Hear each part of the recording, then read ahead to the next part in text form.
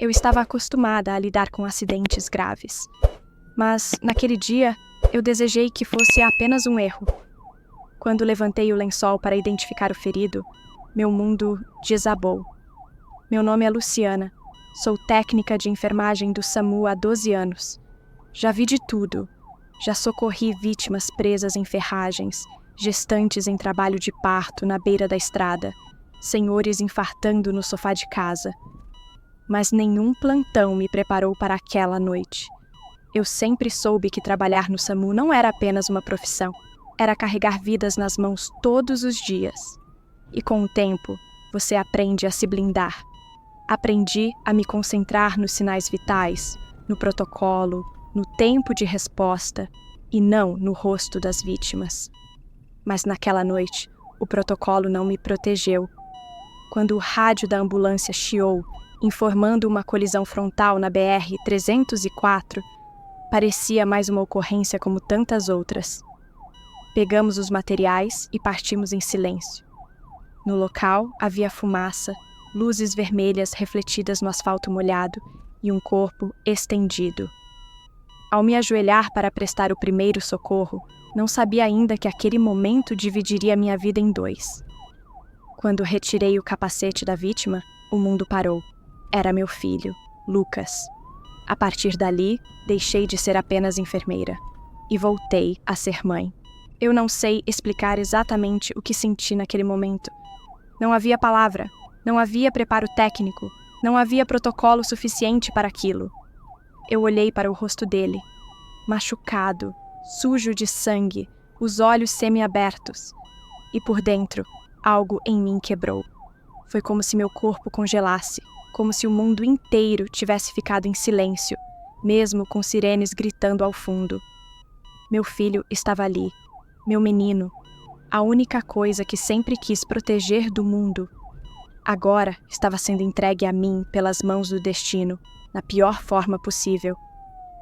Um dos socorristas, percebendo meu choque, colocou a mão no meu ombro. Eu ouvi a voz dele distante.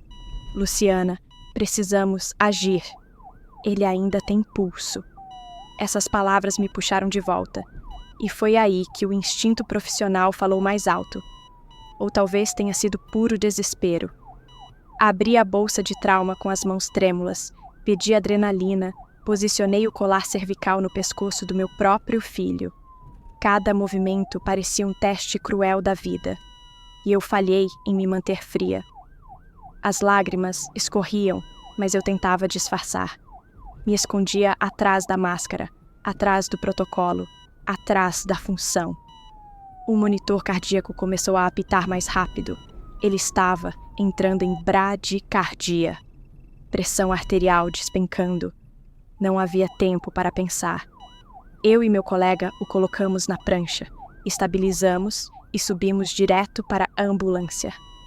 Eu me sentei ao lado dele, segurando sua mão gelada, e juro que naquele momento pedi a Deus com todas as minhas forças.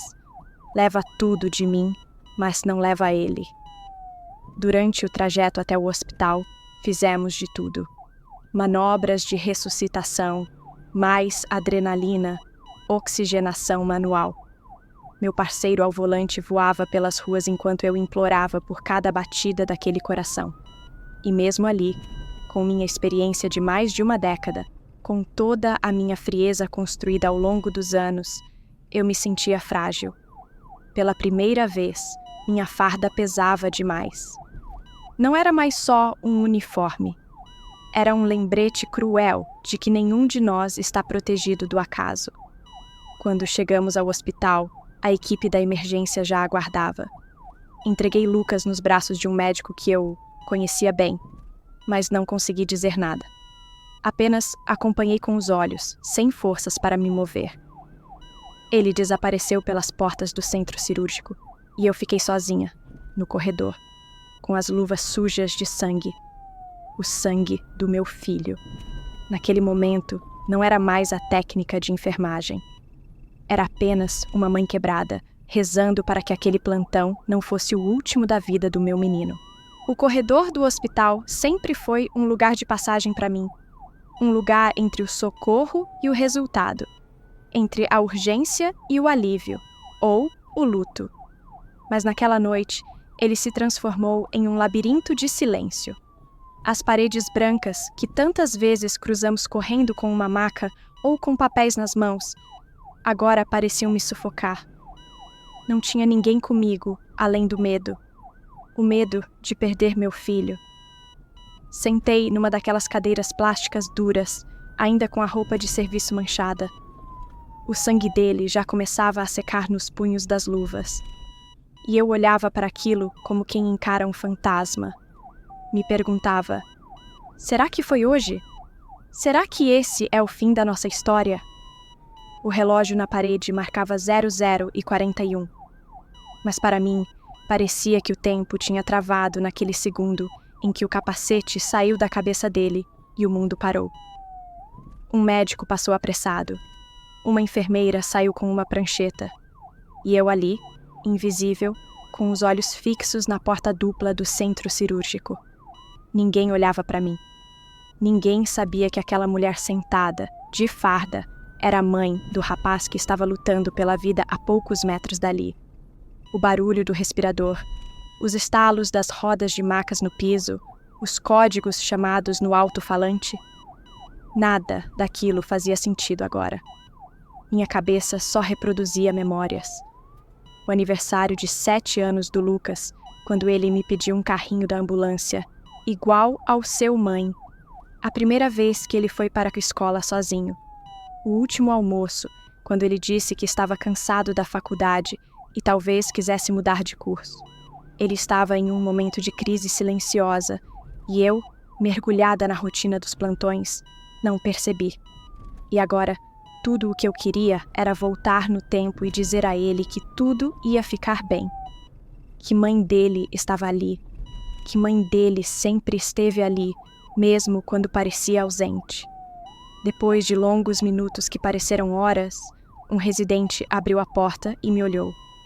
O olhar dele não era bom. Eu me levantei antes mesmo de ser chamada. O coração disparou, as pernas falharam e eu tive que me apoiar na parede. Ele teve uma parada cardiorrespiratória na entrada do centro cirúrgico. Reanimamos, mas o estado ainda é gravíssimo. Gravíssimo! Essa palavra ecoou dentro de mim como um tiro.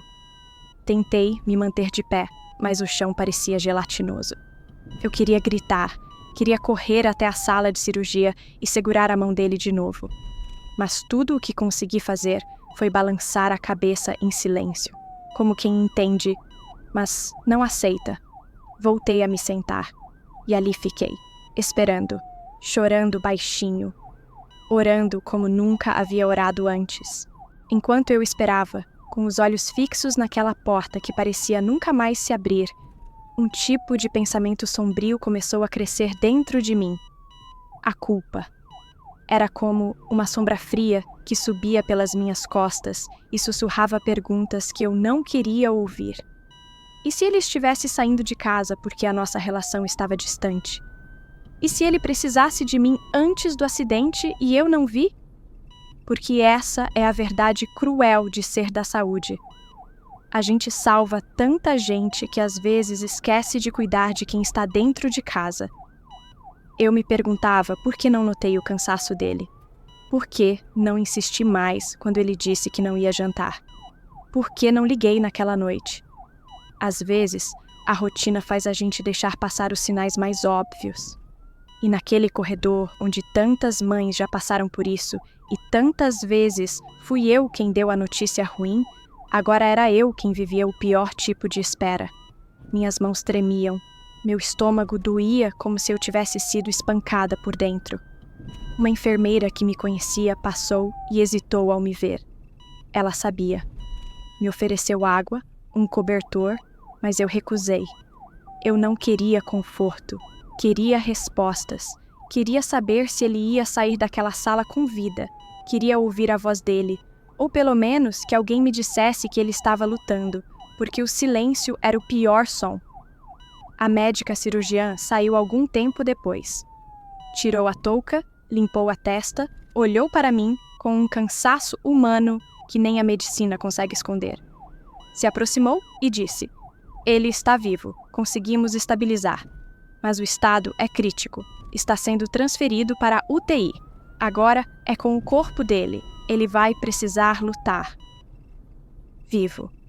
Aquela palavra foi um alívio, mas também um novo abismo. Porque estar vivo nem sempre significa estar bem. Ainda havia riscos neurológicos, hemorragias internas, risco de falência múltipla. E foi ali que eu entendi que a parte mais difícil ainda estava por vir. Me levaram até a UTI, e pela primeira vez, desde que o socorremos, eu vi o Lucas deitado, entubado, cheio de fios e máquinas ao redor. Seu rosto estava inchado, mas ainda era ele.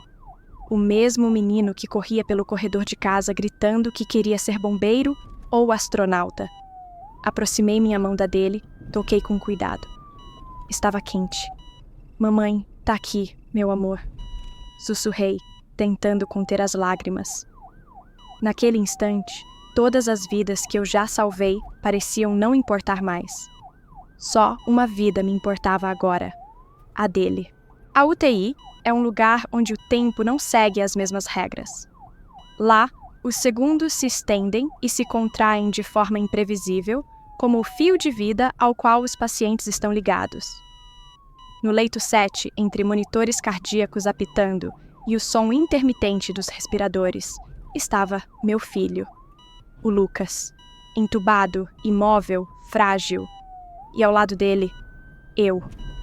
Uma mãe que já havia assistido a tantas famílias naquela mesma posição, mas que agora era quem sentia o desespero na pele. Os médicos explicaram que ele havia sofrido um traumatismo craniano grave e múltiplas fraturas. A cirurgia de emergência havia estancado a hemorragia interna, mas ele estava em coma induzido. Os próximos 3 dias seriam decisivos. E tudo o que eu podia fazer era esperar. De novo. A cada bip do monitor, meu coração saltava. Eu observava a frequência cardíaca como quem assiste a uma roleta russa. Quando o número caía, eu parava de respirar. Quando subia, eu chorava de alívio. Dormir era impossível. Me recusei a ir para casa. Dormi sentada em uma cadeira dura, com a cabeça encostada na beirada do leito, segurando os dedos dele com a ponta dos meus. No segundo dia, ele teve uma febre alta. A equipe correu para conter uma possível infecção. Eu vi aquilo tudo e me senti inútil. Por mais que eu entendesse cada procedimento, não havia nada que eu pudesse fazer. Pela primeira vez na minha carreira, meu conhecimento não era ferramenta. Era tortura. Eu sabia exatamente o que poderia dar errado. Foi nessa madrugada que algo estranho aconteceu. A enfermeira que fazia o plantão noturno se aproximou de mim e disse: "Ele está lutando. Mesmo assim, se quiser, fale com ele. Às vezes, eles ouvem." Eu respirei fundo, puxei a cadeira um pouco mais perto e encostei meus lábios no ouvido dele. Falei baixo, como quando ele era criança e tinha medo de trovões. "Filho, se você puder me ouvir, volta. Volta pra mim. Eu sei que você tá cansado, eu sei que dói. Mas você é forte, mais forte do que imagina. E eu te amo. Tô aqui. Não vou sair daqui." E continuei falando. Contei histórias da infância dele, lembrei da vez que ele caiu de bicicleta e disse que nunca mais ia pedalar, mas no dia seguinte estava pedalando de novo. Falei de tudo, como se ele fosse responder a qualquer momento. E por um instante, por mais ilógico que fosse, eu senti que ele apertou levemente meu dedo. Pode ter sido um reflexo, eu sei, mas para mim foi um sinal. Naquela madrugada, eu fiz uma promessa em silêncio. Se ele saísse dali, eu mudaria tudo. Meu ritmo, minhas prioridades, minha vida. Porque nenhuma carreira, por mais nobre que seja, vale mais do que o tempo com quem amamos. No terceiro dia de UTI, eu já era parte do mobiliário daquele corredor silencioso. As enfermeiras me ofereciam café com um olhar que misturava compaixão e impotência. Afinal, todos ali sabiam que um profissional da casa ocupava agora o lugar mais vulnerável que existe, o da família. Eu já tinha decorado o ritmo dos monitores, os horários da troca de plantão e até os nomes dos pacientes nos outros leitos. Mas só um nome ocupava todos os meus pensamentos: Lucas. A febre havia baixado. O quadro ainda era crítico, mas estável. Cada pequeno avanço era comemorado como um milagre. Um leve ajuste na oxigenação. Uma resposta mínima à estimulação. E foi justamente nesse terceiro dia que algo aconteceu. Era início da manhã. Os raios de sol filtravam pelas venezianas da UTI, projetando faixas douradas sobre os lençóis brancos. Eu segurava a mão do Lucas, como vinha fazendo religiosamente desde o primeiro minuto. O fisioterapeuta respiratório acabara de sair, e a médica responsável olhava os exames em silêncio, com a testa franzida. Eu aproveitei a quietude e voltei a falar com meu filho, como tinha feito na madrugada anterior.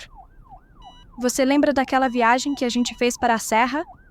A que você insistiu para ir só para ver neve, mesmo sabendo que a gente mora no Nordeste? Foi então que senti. Um leve estremecer no dedo indicador dele.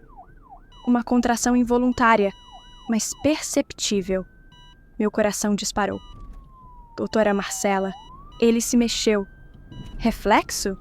Pode ser, mas eu senti. Foi diferente. A equipe decidiu reduzir um pouco a sedação para avaliar o nível de consciência. Era um processo lento, cauteloso, porque qualquer oscilação poderia causar um novo colapso. Fiquei ali, observando cada respiração dele, cada suspiro assistido pela máquina, como se estivesse assistindo a uma borboleta prestes a sair do casulo. Horas se passaram, e então, pouco depois do almoço, enquanto um enfermeiro ajustava o soro, Lucas abriu os olhos. Não foi um abrir completo, não foi cinematográfico, foram milímetros. Mas eu vi e chorei como nunca tinha chorado na vida. Aqueles olhos que me olharam pela primeira vez numa maternidade, agora voltavam a me reconhecer. Mãe? Ele sussurrou, rouco, fraco, mas consciente. Eu quase desabei. Coloquei a mão no peito dele, com cuidado, e disse: Sim, meu amor, mamãe tá aqui. Você voltou. Ele tentou sorrir, mesmo com a boca seca e a expressão cansada. A médica fez sinal de positivo com a cabeça, e os olhos dela também estavam marejados. Era um pequeno milagre diante de nós. Aquele instante mudou tudo. Ali, naquele leito, entre fios e máquinas, eu soube que o pior talvez tivesse passado, que ele estava voltando, que ele ainda estava comigo. Depois daquele primeiro sussurro, nada mais foi igual. A UTI já não parecia uma prisão silenciosa. Virou um campo de batalha, onde cada respiração do Lucas era uma vitória. A equipe médica reduziu a sedação aos poucos. Os exames começaram a mostrar uma recuperação, ainda lenta, mas sólida. Era como assistir ao renascimento do meu filho. Mas também, em paralelo, era como se eu também estivesse reaprendendo a viver. As primeiras 48 horas após ele despertar foram intensas. Lucas alternava entre confusão e lucidez. Perguntava onde estava, o que havia acontecido, por que eu chorava tanto. E a cada vez que eu respondia, a dor voltava a me visitar. Eu contava com cuidado, evitando os detalhes mais traumáticos. Dizia apenas que ele tinha sofrido um acidente, mas que estava se recuperando. Ele sempre foi muito observador, então não demorou para perceber que o caso havia sido grave. Um dia, me olhou nos olhos e perguntou, com uma voz fraca: Achei que ia morrer, mãe. Você estava lá? Engasguei. Respirei fundo, peguei sua mão e disse: Tava. Fui eu quem te socorreu, filho. A ambulância que chegou era a minha. Os olhos dele se encheram de lágrimas. Ele tentou falar algo, mas não conseguiu. E eu o abracei com cuidado por cima dos fios e dos sensores. Era o abraço mais contido e mais intenso da minha vida. A recuperação foi longa. Após sair da UTI, ele foi transferido para a enfermaria. Começou a fisioterapia. Teve que reaprender a caminhar, a sentar, a manter o equilíbrio. Cada passo que ele dava, mesmo com apoio, Era como uma maratona vencida. O corpo dele carregava cicatrizes visíveis, mas a mente, essa levava as marcas mais profundas. Ele teve pesadelos por semanas. Acordava assustado, ofegante, confuso. Às vezes me chamava, às vezes apenas chorava. E eu ficava ali, firme, presente. Pela primeira vez em anos, eu não estava de plantão. Eu estava ali apenas como mãe. Durante aquele período, conversamos como nunca antes. Falamos sobre o que sentimos, sobre os medos que nunca havíamos confessado. Eu pedi desculpas por ter estado tão ausente, mesmo estando presente fisicamente. Ele confessou que andava perdido, sobrecarregado com a faculdade, sentindo-se invisível. E eu ouvi. Não como enfermeira, mas como mãe. Pela primeira vez, escutei não só o que ele dizia, mas o que ele silenciava. Com o tempo, ele voltou a sorrir. Começou a escrever sobre o que viveu. Disse que queria transformar tudo aquilo em algo maior. Talvez um livro, talvez palestras para jovens, talvez só uma nova forma de viver. E eu decidi que não voltaria mais a viver no automático. Foram 41 dias de internação. 41 dias entre salas frias, fisioterapia dolorosa, exames, alimentação controlada, cuidados redobrados, lágrimas escondidas e orações sussurradas pelos corredores. Mas naquele dia específico, o quarto de número 203 estava em silêncio diferente. Um silêncio bom, de alívio, de fim de guerra. Lucas estava com a alta médica em mãos. Ainda caminhava com apoio de muletas, os pontos da cirurgia ainda estavam visíveis no abdômen e o curativo da cabeça precisava ser trocado a cada 2 dias. Mas ele estava indo para casa. Vencemos. Sobrevivimos. Ambos. A equipe médica veio se despedir. Muitos deles, que eram meus colegas de anos, me abraçaram como nunca antes. Alguns disseram: "Você foi guerreira demais, Luciana." Mas eu sabia que não era sobre ser guerreira, era sobre ser mãe. Era sobre não aceitar perder quem a gente ama. Na saída do hospital, Lucas colocou os óculos escuros que o irmão tinha trazido e tentou brincar. "Será que ainda sei andar na rua?" A risada dele foi fraca, mas tão verdadeira, que desarmou qualquer tensão. Entramos no carro. Eu dirigia devagar, como se cada curva fosse preciosa demais. Ele olhava pela janela como quem vê o mundo pela primeira vez. Chegar em casa foi outro momento simbólico. O sofá, o cheiro do travesseiro, os quadros na parede, tudo parecia mais vivo e mais sagrado. A primeira coisa que ele fez foi abraçar o cachorro, que chorava como um bebê. Depois, sentou no chão da sala e ficou ali, em silêncio, como se estivesse sentindo a casa com o corpo todo. E eu só observei, sem pressa, sem ordens, sem protocolos. Naquela noite, dormimos na mesma casa pela primeira vez em semanas.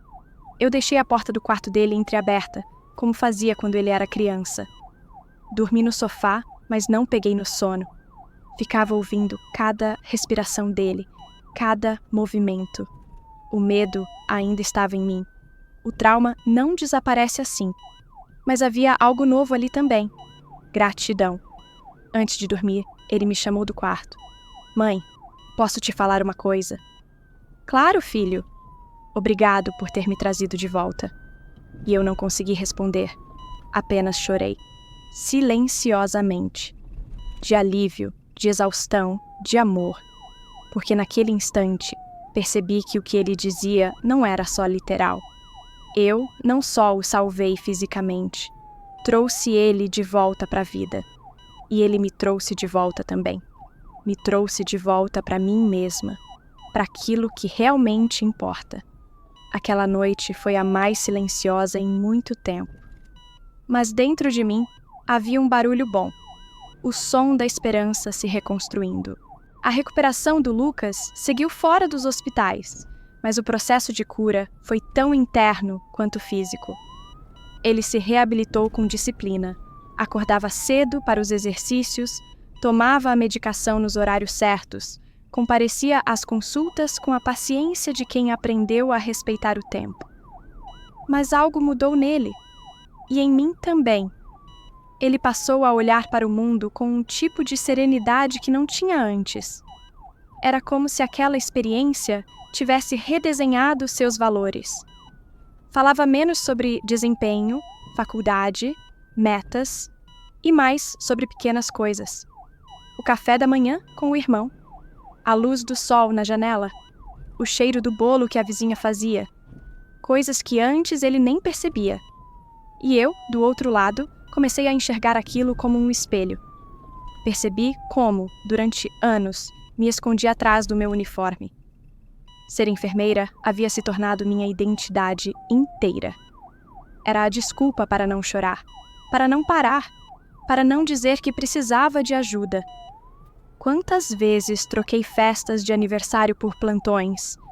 Quantas vezes estive fisicamente em casa, mas ausente de verdade? A dor de quase perder o Lucas me mostrou que cuidar dos outros só faz sentido quando a gente não se esquece de cuidar dos nossos. Um mês depois da alta, ele me chamou na varanda. Estava com uma xícara de chá nas mãos, as muletas já encostadas de lado. Mãe, decidi trancar a faculdade por um tempo.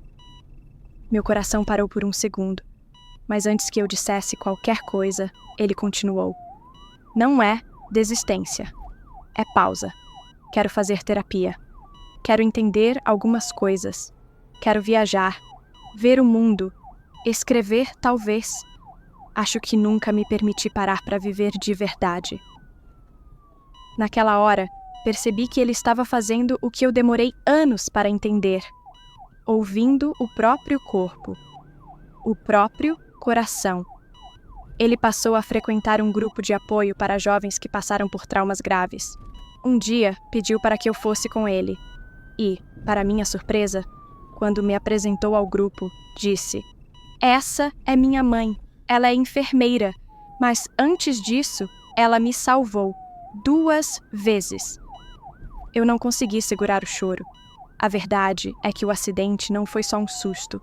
Foi um divisor de águas. Ele me salvou de mim mesma, do piloto automático, do orgulho profissional que às vezes cega. E eu salvei ele de um destino que parecia traçado. Não apenas com remédios ou manobras médicas, mas com presença, com amor. Hoje, a gente conversa mais. Rimos mais, brigamos menos, valorizamos detalhes. E todos os dias, quando ele sai, mesmo que seja só até a esquina, ele me dá um beijo e diz: "Volto já, mãe." E eu respondo: "Tô aqui, meu amor, porque agora, mais do que nunca, eu realmente estou."